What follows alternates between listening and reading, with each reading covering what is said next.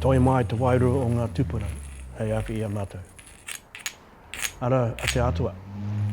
Arahina mai o mātou whakaro. Arahina mai o mātou mahi.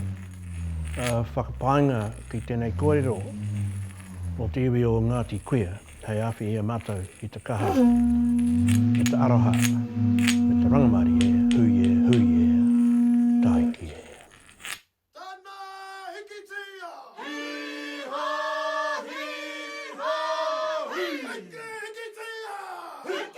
In October 2010, the Crown and Ngāti Kuia signed a deed of settlement, Te Whakatau, at Te Hora Marae in Canvastown, Te Hoiere.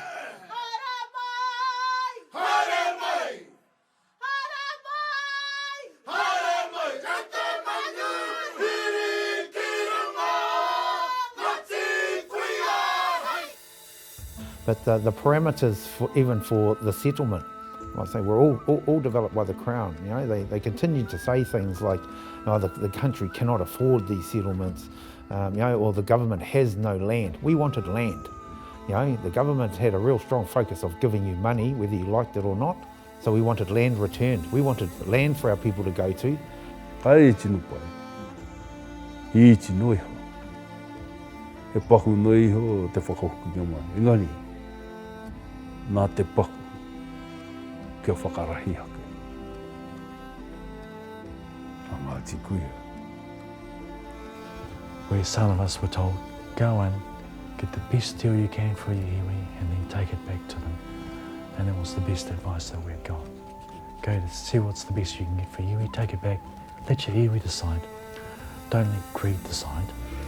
Ngāti Kuia's historical claims were heard at the Waitangi Tribunal between 2000 and 2004, and the iwi began negotiations with the Crown as part of the Kura Haupō ki te Waipounamu Collective in 2006.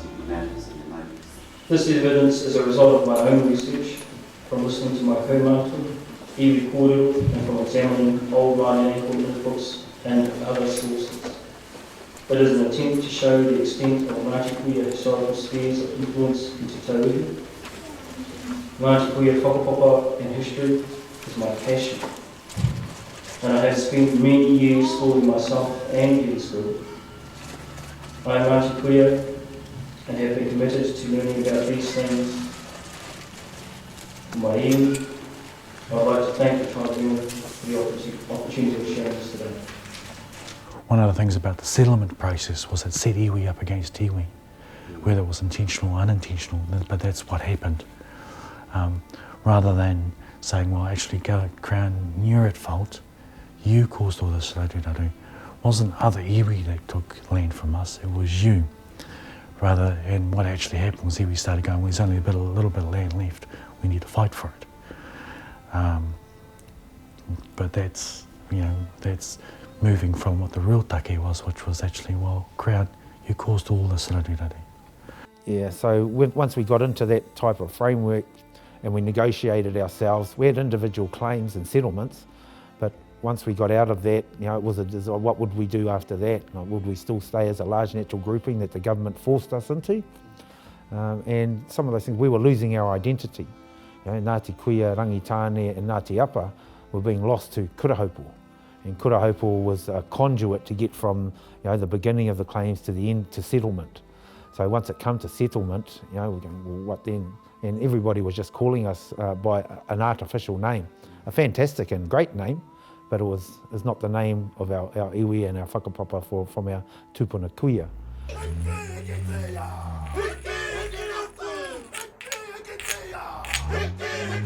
Key negotiators initialled Te Whakatau at Te Hora Marae, as the people of Ngāti Kuia voted in support of the deed with an approval rate of 99%.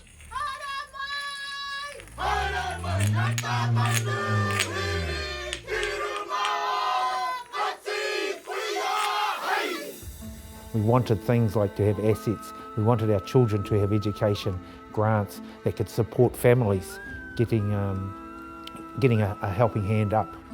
And it's not and we don't believe in the handouts. It's a helping hand up, and and we need to continue to do that.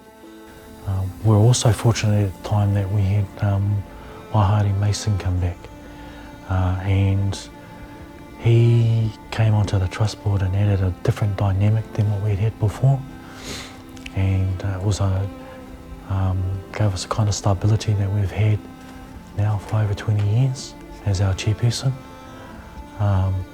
And this is part of the thing of people returning home and getting involved. We became fortunate that we had a lot of people who took an interest. Te Whakatau outlines commercial redress and included the return of culturally significant sites and other Crown properties. Also, before I begin, I must acknowledge the wonderful, fine young people that have come forward to represent Ngāti Kuia. Some of the settlement places that we got were never enough. You know, they were either small, hard to get to, quite isolated. They were never enough, but they were something. And they were something that we could work with, just like the money, the quantum of money that we got. You know, we have an aspiration to grow that from the $24 million that we had to 80 million. You know, and that's while distributing benefits to our people, you know, and in different, whatever forms that may be. So I certainly look at the settlement and the post-settlement world that we're living in since 2010 as a significant time in the development of our tribe. You know, there are so many people behind the scenes that are all part of that, and just to acknowledge them. That whole being the kotahitanga out of our iwi, to be able to rise in those moments when we needed people to step up and stand up and sing and be together and show unity, and to say, well, I agree, I disagree. You know, to have their voice, to use their voice, to give us strength to use our voice. As part of the iwi's historical deed of settlement, a Crown apology for historical breaches of the Treaty of Waitangi was formally signed and accepted by Ngāti Kuia.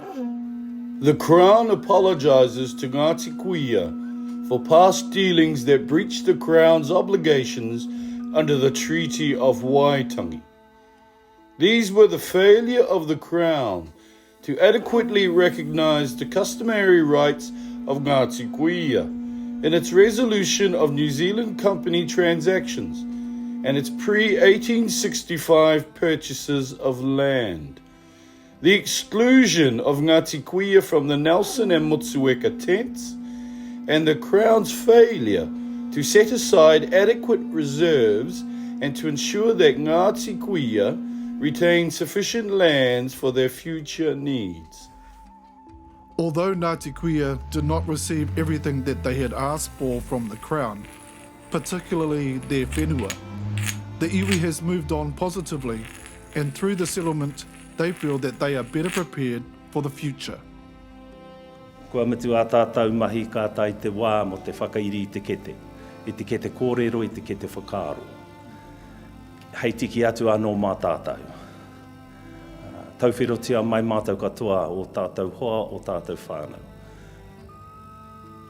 Ai o ki te aorangi, tuturu awhiti whakamaua kia tīna. Haumi e, hui e, kia oi. Kei te tupu tonu mātou. Ka hoki mai tā mātou reo. Ko hoki mai te piritahitanga. Ka timata mātou ki te waiho te riri, ki tōna wāhi. Hoi anō mā te riri ka wāhirua, te tōtara nei. Nō reira, ko tā mātou tino whai kia waiho tērā ahuatanga ki ngā tau o te riri. Nā tau mahua ake nei. You know, in Nelson we've built ourselves a building here where it's very recognisable, we're very visible in the community. We have staff who are absolute zealots. They make it happen,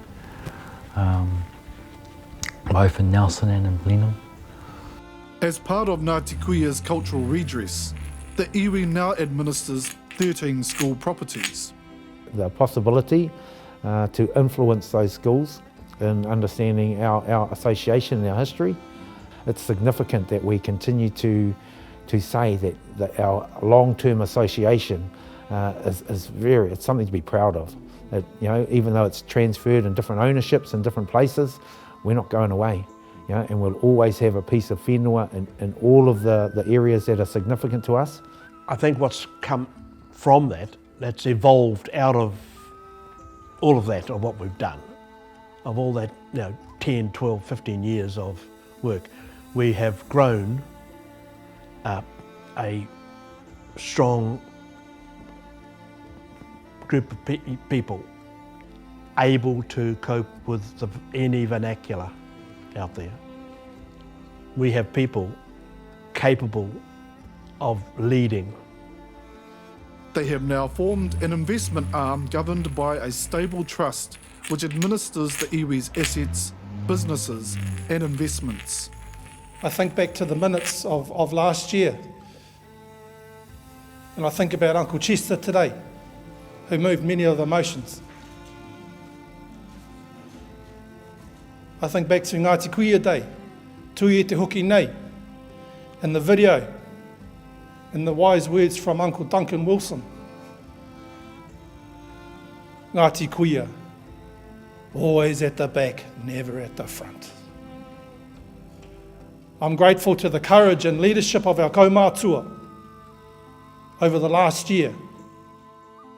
What that has, the settlement and all that, has given us the capacity and the capability to do things for ourselves. There's a whakatauki. I look and I see, but if I do, I understand. Doing things for ourselves for the first time and not kowtowing to anyone. Wera te tino mea kia hau nei, me whakahoki tērā. Wānanga tērā. Te reo, ngōna tikanga, ngōna kōrero. Wera momo mea kia taurite te waka. O Ngāti Kuia. Pai mo te mahi Pākihi, kāwari haere tērā ki te iwi. Engari, kia whakakaha ki te reo Māori. Me ona tikanga. Approximately 60% of Ngāti Kuia live outside of the tribal region of Te Tauihu. In 2016, Te Runanga o Ngāti Kuia began the Whānau Whenua Initiative to help support whānau to return home and utilise their whenua. There are 4 key components to this initiative. The first component is tahitanga, and that's the connection of Ngāti Kuia whānau through this whenua initiative, developing whānau relationships with their tipuna lands and registering your interest. 2 is whakapaka, and that's intergenerational whānau resourcing. Number 3 is kaitiakitanga, Ngāti Kuia whānau having an active role participating in the administration and management of their whenua. And number 4 is whakatupuranga, whānau realising the potential and capabilities of their lands and aspirations. One of these successful projects was the planting, harvesting and production of kanuka. Alongside whānau, Ngāti Kuia is now well advanced in developing this native tree, kanuka, as an export product. Some of them have got a stronger smell, like that one might have the same plant, you know. One might have a stronger smell or whatever. But I think it's to do with the height of, how big the plant is. But pretty much is what those, see the tips on them, is probably what we want. Anything like that. From trial harvests, the iwi has managed to produce 3 products: distilled floral water, kanuka tea, and kanuka oil. Do you want me to actually try and cap some? You want to have a go? Well, actually, you can show you, Mum. You go on then. Alright. Don't know how. Oh, right. Ngāti Kuia kanuka tea has been exported to Taiwan, and there are other interests from abroad. Bottom, these are the glands across the other way around. You groove the bottom, honey at the top. Okay, so something along those lines is also required. Top bar. The hives are off the ground. Yep. And they work lengthways. And they work horizontal. Titi Raukawa was one of many traditional and significant sites that was returned to Ngāti Kuia through their treaty settlement. This historical whenua is now an educational facility where whānau can learn bee husbandry skills and make honey. Ordinarily I'm tutoring 10 individuals, but with Ngāti Kuia, of course, the guys are related, they know each other, they're working together, so there's a whole different atmosphere in terms of background and collaboration. And I think in beekeeping, that's a magic thing, because beekeeping is not a solitary sport. Beekeeping is something that you often need to do as a group exercise. The Runanga set up its own apiary at Titi Raukawa and began the first bee training course in 2017. You can't be good at everything in beekeeping. What often you find is people have talents in certain aspects of it. So that group collaboration, I think, in beekeeping is a really good combination, and that's very evident in working with you guys. So that's been my experience, is that compared to the standard course, we have that group ethic, and I love the karakia that we start with, because that tunes everybody into the fact that we're working together for a higher purpose, and I think we need that. That we're not all paddling our own canoe, that we're in the soup together, and that's what I find a lovely thing about working with Ngāti Kuia. There's a queen cell that's been torn down. See that where my finger is? I don't know if you can see. That's a queen that's been murdered by one of her sisters. I did this because I started off with my grandson. My grandson wasn't getting involved in anything, and so I thought, well, I'll encourage him to sign up and get onto this course, and I'll get onto it too, just to take him through it, help him. And so I come onto this course for his sake, to awhi him while he's on this course. The training is over 9 months and is an internationally recognised Level 3 certified course. For me, I got a lot out of this course. I got so much out of it. This is a different world. The bee world is a different world, and it's amazing. We can learn so much from this bee world. People in general can learn so much about the bee world. The bee world doesn't work for himself. The bee works for the community. Everything the bee does all comes back to the community.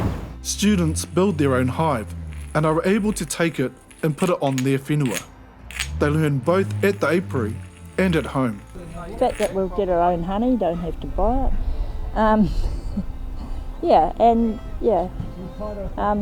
Most of the whānau are joining in now and helping in some way. Yeah.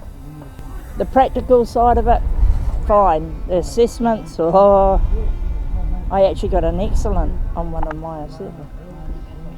It's the first excellent I've ever had in my life. In the first year, the iwi produced the best tasting rural honey at the local Nelson Beekeepers Awards in 2018. There was probably about 50 different honeys that were brought along, and there was a commercial beekeeper who came along, and he was the honey judge. He tasted them all. It's very subjective, of course. It's all to do with your own personal preferences. But on that particular occasion, I won 2 awards. One for the best suburban honey, which was mine in Nelson, and the other one was the best rural honey, which was from you guys here at Titi Raukawa. And it was a gorgeous honey. It just had a sort of character to it. So it was very pleasing,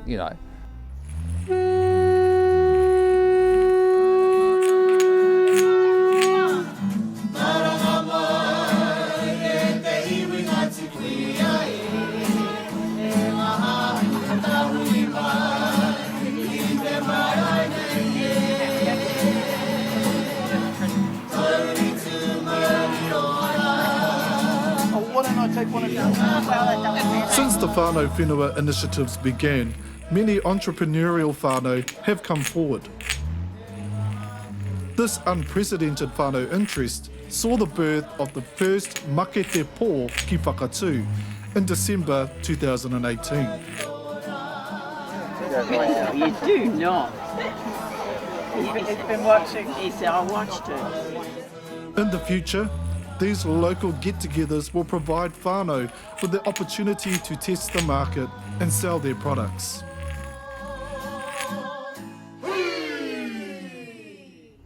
Just as important to Ngāti Kuia is the conservation and preservation of their whenua. The iwi have formed a collective called Te Kotahitanga Mo Te Taiao. 5 councils, 3 government agencies and 8 iwi are included in the strategy.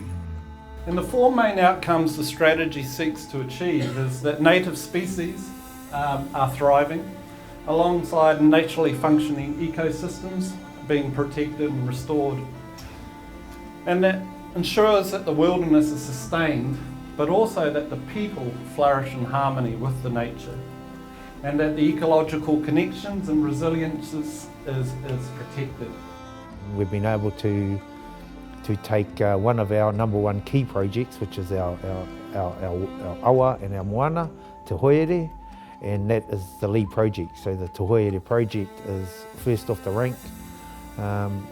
It's recognised by the government as an exemplar catchment because of the, all of the things that happen within it: farming, forestry, mining, and urbanisation as well. And then that meets up to the Takutai Moana, and then after that we have a huge aquaculture industry, the green mussel capital of the world. So the protection of our wai and our mahinga kai, our Takutai Moana, it's getting there. So that's a really great thing, and we're not only just doing it on our own. Hai tono te whenua ngoi kore. Nā nei, re reke. Ka oho o ngā whānau.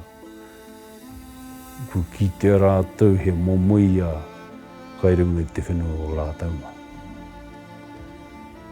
Toro atu te oringa ki te mahi. Kia mahia. Nā papa tūnu e ho mai.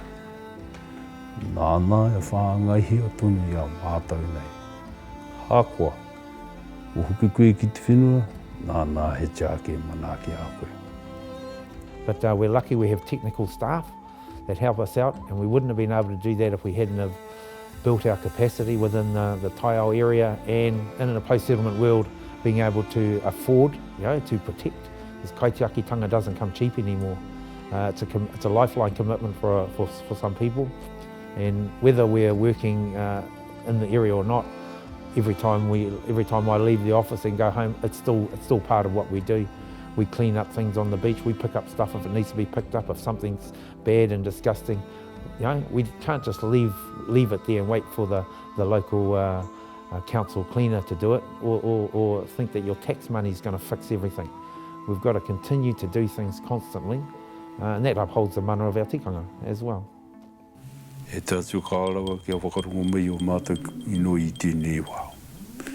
Uhu ki ngā mea ki a koe mau nei whakapura mai e ruti a koe te whitingatanga mai o te toi o ngārangi.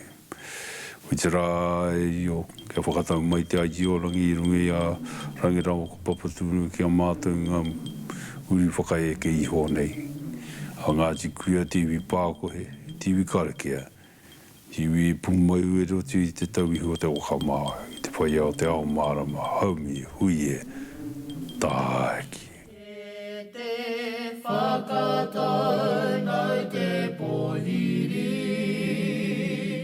ki te hoiere o matua hai tere, kai awarona i arataki, ki ruta. Tutu mapo e tu mai ra ki runga, koe a te iwi pako he Ngāti Kuia, maranga mai ra e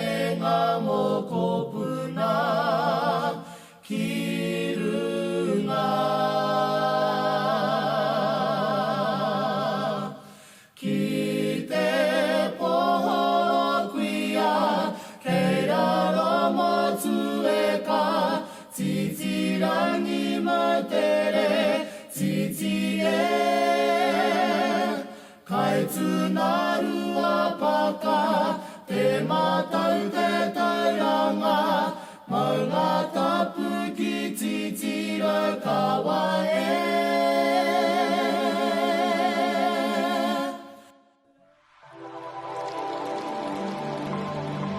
Titiri whakamaua, e